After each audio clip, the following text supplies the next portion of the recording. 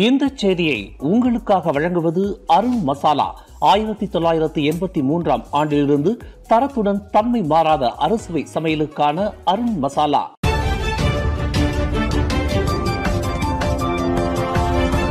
வணக்கம். திசைகளின் ஒரு மணி செய்திகள். வீடுகளுக்கு திரும்ப புத்ரா ஹைட்ஸ் உரிமையாளர்கள் இன்று முதல் அனுமதிக்கப்படுவர். புத்ரா ஹைட்ஸ் தீ விபத்தில் பாதிக்கப்பட்டவர்கள் இன்று வியாழக்கிழமை காலை முதல் தங்கள் வீடுகளுக்கு செல்ல அனுமதிக்கப்படுவர் என்று அறிவிக்கப்பட்டுள்ளது. அனைவரும் ஒரே நேரத்தில் அனுமதிக்கப்படாது, மாறாக கட்டம் கட்டமாக செல்வதற்கு அனுமதிக்கப்படுவர் என்று பொட்டாலி மாவட்ட அதிகாரி ஹசுனுல் கைடில் முகமது தெரிவித்தார். 115 வீட்டு உரிமையாளர்களில் 41 குடும்பங்கள் தங்கள் வீடுகளுக்கு திரும்ப முதலில் அனுமதிக்கப்படுவர். இவர்கள் அனைவரும் ஜாலான் சத்துஸ்ட்ரோக் தீகா ஏ பிரிவை சேர்ந்தவர்கள் ஆவர். இன்று காலை 9:30 மணி முதல் அவர்கள் தங்கள் குடியிருப்புகளுக்கு செல்ல அனுமதிக்கப்பட்டுள்ளதாக அவர் குறிப்பிட்டார். வீடுகளின் மின்சார கம்பிகளின் இணைப்பில் எந்தவொரு பாதிப்பும் இல்லை என்று உறுதி செய்தால் மட்டுமே சம்பந்தப்பட்ட வீடுகளுக்கு மின்சார இணைப்பு ஏற்படுத்தப்படும் என்று அவர் விளக்கினார். அமெரிக்காவுக்கு பொருட்களை ஏற்றுமதி செய்யும் அனைத்து நாடுகள் மீதும் பரஸ்பர வரி விதிப்பை அதிபர் டொனால்ட் ட்ரம்ப் அறிவித்துள்ளார். நேற்று ஏப்ரல் 2 அறிவிக்கப்பட்ட இந்த வரி விதிப்பு உடனடியாக அமலுக்கு வருவதாக ட்ரம்ப் குறிப்பிட்டுள்ளார். அமெரிக்கா ஏற்றுமதி செய்யும் பொருட்களுக்கு அதிக வரி விதிக்கப்படுவதாக குற்றஞ்சாட்டிய ட்ரம்ப் அதே அளவுக்கு அமெரிக்காவும் வரி விதிப்பதாக அவர் குறிப்பிட்டுள்ளார். இந்த கூடுதல் வரி விதிப்பின் மூலம் அமெரிக்காவிற்கு விடுதலை நாள் என்று அவர் வர்ணித்துள்ளார். ஏற்கனவே அந்நாட்டுக்கு இறக்குமதி செய்யப்படும் அலுமினியம், எஃகு, கார்கள் மீது இறக்குமதி வரி விதிக்கப்பட்டுள்ளது.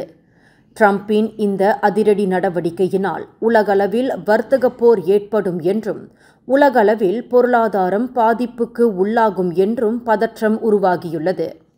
அமெரிக்கா விதித்துள்ள இந்த பரஸ்பர வரிகளால் India, Argentina, Australia, Brazil, Canada, China, ஐரோப்பிய ஒன்றியம், இந்தோனேசியா, ஜப்பான், தென்கொரியா, Malaysia, Mexico, Russia, Saudi Arabia, தென் Africa, Switzerland, Taiwan, Thailand, Turkey, England, Vietnam உள்ளிட்ட 180 நாடுகள் பாதிக்கப்பட்டுள்ளன. மலேசியாவின் ஏற்றுமதி பொருட்களுக்கு 24% வரியை ட்ரம்ப் விதித்துள்ளார். முறைகேடு நடவடிக்கை தொடர்பில் கடந்த ஆண்டு சுங்கத்துறையை சேர்ந்த 54 அதிகாரிகள் மலேசிய ஊழல் தடுப்பு ஆணையத்தினால் கைது செய்யப்பட்டுள்ளனர் என்று அதன் தலைமை இயக்குநர் அனீஸ் ரிசானா முகமது ஜைனுடின் தெரிவித்தார். நாடு முழுவதும் உள்ள 14,872 சுங்கத்துறை அதிகாரிகளில் இந்த எண்ணிக்கை 0.36 விழுக்காடாகும். இது மிக சிறிய எண்ணிக்கை என்றாலும் இதனை சுங்கத்துறை கடுமையாக கருதுகிறது என்று அவர் குறிப்பிட்டார். அதிகார துஷ்பிரயோகம் மற்றும் லஞ்ச ஊழல் தொடர்பில் இதுபோன்ற அதிகாரிகள் பிடிபடுவது மூலம் மலேசிய சுங்கத்துறையை மேம்படுத்திக் கொள்வதற்கு ஒரு வாய்ப்பு வழங்கப்படுவதாக அனீஸ் ரிசானா தெரிவித்தார். தலைக்கவசம் அணியாத சீன ஆடவர்கள் மீது நடவடிக்கை எடுக்காமல் விட்டுவிட்டதாக அரசு மலேசிய போலீஸ் படை மீது அவதூறான தகவலை சமூக வலைதளங்களில் பகிர்ந்துள்ள முகமது ஹரூன் என்ற நபரை போலீசார் தேடி வருகின்றனர். போலீஸ் படை பாரபட்சமாக செயல்படுகிறது என்று அந்த நபர் குற்றஞ்சாட்டியுள்ளார். சம்பந்தப்பட்ட ஆடவருக்கு எதிராக 233வது குற்றவியல் சட்டம் மற்றும் 1998 ஆண்டு தொடர்பு பல்லூடக சட்டத்தின் கீழ் விசாரணை அறிக்கை திறக்கப்பட்டுள்ளதாக பஹாங் பிரா மாவட்ட போலீஸ் தலைவர் ஜுல்கிஃப்லி நசீர் தெரிவித்தார். தலைக்கவசம் அணியாமல் மோட்டார் சைக்கிளில் சென்ற 2 சீனர்களுக்கு எதிராக போலீசார் நடவடிக்கை எடுக்காமல் வெறுமனே பார்த்து கொண்டு நின்றதாக அந்த நபர் குற்றஞ்சாட்டியுள்ளார். எண்ணெய் நிலையத்தின் முன் நிகழ்ந்த விபத்தில் கார் தீப்பற்றிக் கொண்டதில் 2 காயமுற்றனர். இச்சம்பவம் நேற்றிரவு 8:20 மணியளவில் ஜோஹர் பாரு பண்டார் பெருமாஸ்ஜயாவில் நிகழ்ந்தது. சம்பந்தப்பட்ட இடத்திற்கு தீயணைப்பு மீட்பு படையினர் விரைவதற்குள் காயமுற்ற 2 பொதுமக்களால் மீட்கப்பட்டு மருத்துவமனைக்கு கொண்டு செல்லப்பட்டதாக பெருமாஸ்ஜயா தீயணைப்பு நிலையத்தின் முதிர்நிலை அதிகாரி MK ஹரிதாஸ் தெரிவித்தார். ஹோண்டா சிட்டி ரக கார் தீப்பற்றிக் கொண்டதில் 22 வயது ஆடவரும் 21 வயது பெண்ணும் காயமுற்றனர்.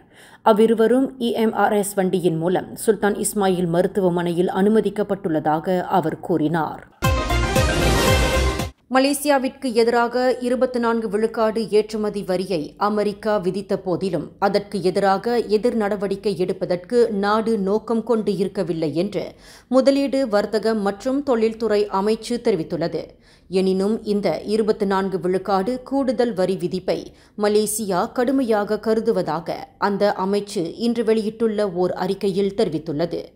எனினும் நடப்பு பிரச்சினைக்கு தீர்வு காண்பதற்கான வழிகளை மலேசியா ஆராயும் என்று அந்த அமைச்சு குறிப்பிட்டுள்ளது. நாட்டில் மனோரீதியாக பாதிக்கப்பட்ட சிறார்களின் எண்ணிக்கை 2 மடங்காக அதிகரித்துள்ளது என்று ஆய்வுகள் காட்டுகின்றன. கடந்த 2019ஆம் ஆண்டிலிருந்து மேற்கொள்ளப்பட்டு வருகின்ற ஆய்வுகளை அடிப்படையாக கொண்டு இந்த எண்ணிக்கை உறுதி செய்யப்பட்டுள்ளது. எனினும் புறநகர் பகுதிகளுடன் ஒப்பிடுகையில் நகர்ப்புறங்களிலேயே இத்தகைய பாதிப்புக்கு ஆளாகியுள்ள சிறார்களின் எண்ணிக்கை அதிகமாக உள்ளது என்று சுகாதார கவனிப்பு மீதான ஆய்வறிக்கையில் தெரிவிக்கப்பட்டுள்ளது.